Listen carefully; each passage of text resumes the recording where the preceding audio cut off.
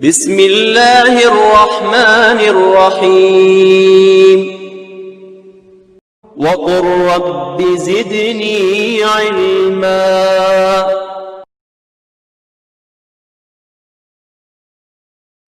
الحمد للہ رب العالمین والصلاة والسلام علی قائد الغر المحجلین نبینا محمد وعلی آلہ وصحبہ اجمعین وبعد۔ محترم بھائیو اور بہنوں، السلام علیکم ورحمۃ اللہ وبرکاتہ۔ پروگرام نبوی قصے میں آپ سب کا استقبال ہے، اور آج ہم جو قصہ پیش کریں گے اس کا ٹاپک ہے 100 آدمیوں کے قاتل کی توبہ کا قصہ۔ صحیح بخاری اور صحیح مسلم کی روایت ہے۔ حضرت ابو سعید خدری رضی اللہ تعالیٰ عنہ بیان کرتے ہیں کہ اللہ کے نبی صلی اللہ علیہ وسلم نے ارشاد فرمایا، تم سے پہلے لوگوں میں سے ایک آدمی تھا جس نے 99 انسانوں کو قتل کیا تھا، پھر اس نے زمین پر موجود سب سے بڑے عالم کے بارے میں دریافت کیا تو اسے ایک راہب یعنی پادری کے بارے میں بتایا گیا۔ وہ اس کے پاس آیا اور اس سے کہا کہ اس نے 99 آدمیوں کو قتل کیا ہے، کیا اس کی توبہ قبول ہو سکتی ہے؟ راہب نے کہا کہ نہیں، تمہاری توبہ قبول نہیں ہو سکتی۔ چنانچہ اس نے اسے بھی قتل کر دیا، اور اب وہ 100 آدمیوں کے قتل کی تعداد مکمل کر چکا تھا۔ پھر اس نے کسی بڑے عالم کے بارے میں پوچھا تو اسے ایک عالم کے بارے میں بتایا گیا۔ وہ اس کے پاس گیا اور اس سے بتایا کہ اس نے 100 آدمیوں کو قتل کیا ہے، کیا اس کی توبہ قبول ہو سکتی ہے؟ تو عالم نے کہا ہاں، اور کون ہے جو اس کے اور اس کی توبہ کے درمیان حائل ہو؟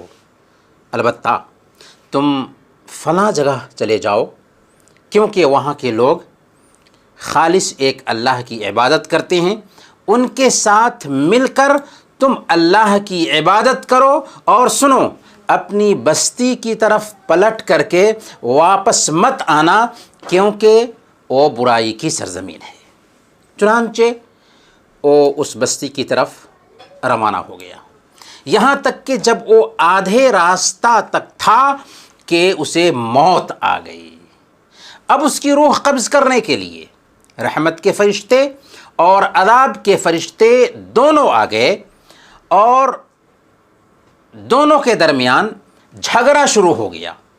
رحمت کے فرشتے نے کہا کہ وہ تائب ہو کر آیا ہے اور اپنے دل سے اللہ کی طرف متوجہ ہو کر آیا تھا، اس لیے ہم اس کی روح قبض کریں گے۔ اور عذاب کے فرشتے نے کہا کہ اس نے کبھی خیر کا کام کیا ہی نہیں، اس لیے مجھے اس کی روح قبض کرنے کا حق ہے۔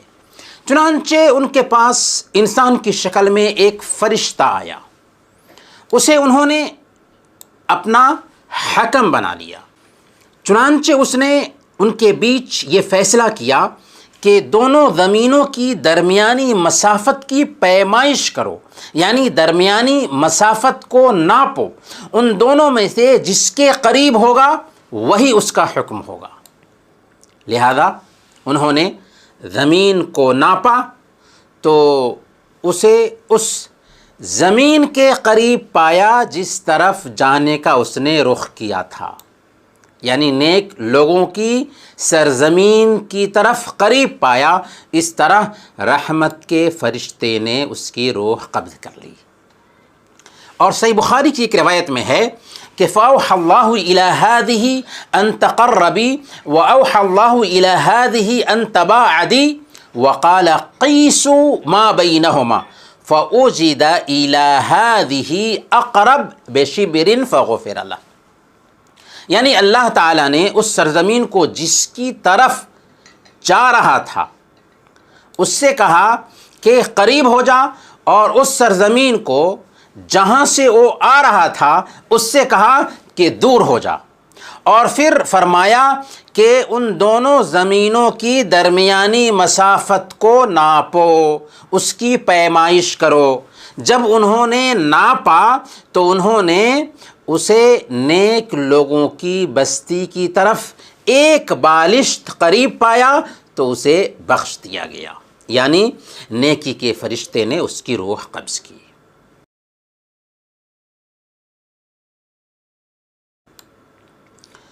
محترم ناظرین، اس قصہ سے سب سے پہلا سبق یہ ملتا ہے کہ موت سے پہلے ہر بڑے گناہ سے توبہ کرنا مطلوب ہے، چاہے ایک آدمی نے لوگوں کی جانیں ہی کیوں نہ لی ہوں۔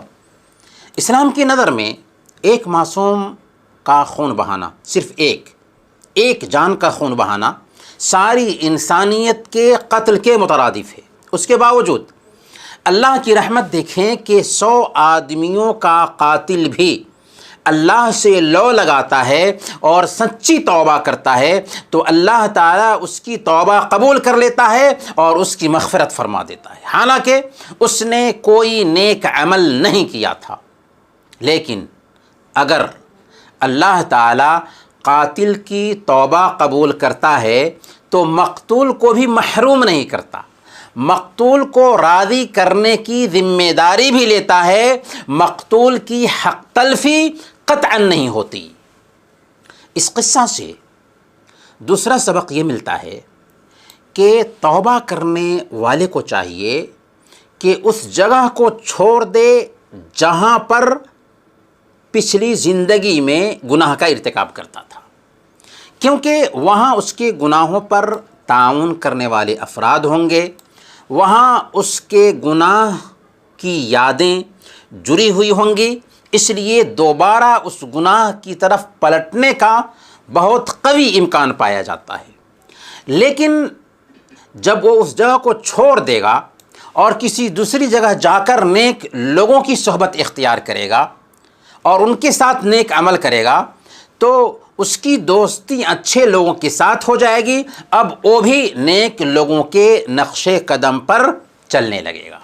اسی لیے عالم نے اسے مسئلہ بھی بتایا اور یہ یاد دہانی بھی کرائی کہ فلاں بستی میں چلے جاؤ، وہاں نیک لوگ رہتے ہیں، وَلَا تَرْجِعْ إِلَىٰ أَرْضِكَ فَإِنَّهَا أَرْضُ سَوْءٍ، اور دوبارہ اپنی بستی کی طرف لوٹ کر مت آنا کیونکہ وہ برے لوگوں کی جگہ ہے۔ گویا برے دوستوں کا ایک انسان کے گفتار اور کردار پر بہت گہرا اثر ہوتا ہے۔ آخر کس چیز نے ابو طالب کو کلمہ شہادت کے اقرار سے روکا؟ بری صحبت ہی نے تو روکا۔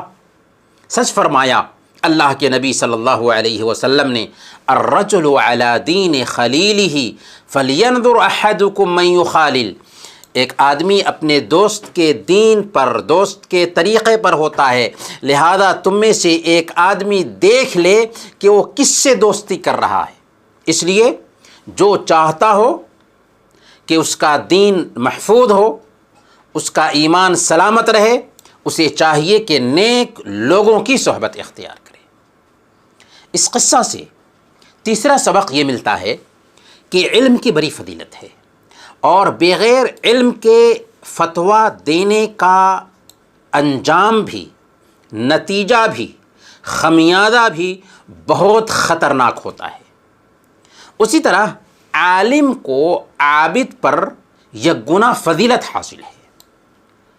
عابد نے قاتل کو بغیر علم کے فتویٰ دیا کہ تیرے لیے توبہ نہیں، کیونکہ اس پر عبادت کا غلبہ تھا، اس لیے اس نے 99 آدمیوں کے قتل کو غیر معمولی خیال کیا، بہت بڑا جرم خیال کیا، اور واقعی جرم تھا، لیکن اس کے پاس دین کی بصیرت حاصل نہیں تھی، اس لیے اس نے غلط رہنمائی کی۔ لیکن عالم کے پاس علم کا غلبہ تھا، اس لیے اس نے اس کو صحیح فتویٰ دیا اور درست راستے کی طرف رہنمائی کی۔ اسی لیے عمر فاروق رضی اللہ تعالیٰ عنہ فرماتے ہیں، لَمَوْتُ أَلْفِ عَابِدٍ قَائِمِ اللَّيْلِ صَائِمِ النَّهَارِ أَهْوَنُ مِنْ مَوْتِ الْعَاقِلِ الْبَصِيرِ بِحَلَالِ اللَّهِ وَحَرَامِهِ، راتوں میں قیام کرنے والے اور دن میں روزہ رکھنے والے 1000 عابد کی موت عقل مند حلال و حرام کی بصیرت رکھنے والے ایک عالم کی موت سے آسان ہے۔ یعنی اگر ایک طرف 1000 عابد کی موت ہو، جو 1000 عابد راتوں میں قیام کرنے والے اور دنوں میں روزہ رکھنے والے ہوں، اور دوسری طرف ایک عالم دین کی موت ہو، تو 1000 عابدوں کی یہ موت آسان ہے ایک عالم دین کی موت سے، کیونکہ عالم دین ایک انسان کی صحیح رہنمائی فرماتا ہے۔ اس قصہ سے چوتھا سبق یہ ملتا ہے کہ اللہ کی رحمت بہت وسیع ہے۔ سچی توبہ کرنے والے 100 آدمیوں کے قاتل کو بھی اللہ رب العالمین معاف کر دیتا ہے۔ وہ تو اپنے گناہگار بندوں کو بہت پیار سے، محبت سے، شفقت سے پکارتا ہے۔ قل یا عبادی الذین اسرفوا علی انفسہم لا تقنطوا من رحمت اللہ ان اللہ یغفر الذنوب جمیعا انہ هو الغفور الرحیم۔ اے نبی، آپ کہہ دیجئے کہ اے میرے بندو جنہوں نے اپنی جانوں پر ظلم کیا ہے، اپنی جانوں پر زیادتی کی ہے، اللہ کی رحمت سے مایوس نہ ہو جاؤ۔ یقیناً اللہ تعالیٰ سارے گناہوں کو معاف کر دیتا ہے، وہ معاف کرنے والا اور بہت زیادہ مہربان ہے۔ اس لیے گناہگار بندوں اور بندیوں کو اللہ رب العالمین کی طرف پہلی فرصت میں پلٹنا چاہیے، پتہ نہیں کہ موت کب آ جائے۔ بڑی خوشی کی بات ہے کہ انہی دنوں فلم اسٹار ثنا خان نے سچی توبہ کی ہے اور فلمی دنیا سے اپنا سارا تعلق کاٹ لیا ہے۔ اللہ تعالیٰ اسے دین پر ثابت قدمی نصیب فرمائے۔ برکیف انہی چند کلمات کے ساتھ ہم آپ سے رخصت ہوتے ہیں، اگلے ایپیسوڈ میں انشاءاللہ پھر ملیں گے، تب تک کے لیے اجازت دیجیے۔ وصلی اللہ علی نبینا محمد وعلی آلہ وصحبہ اجمعین۔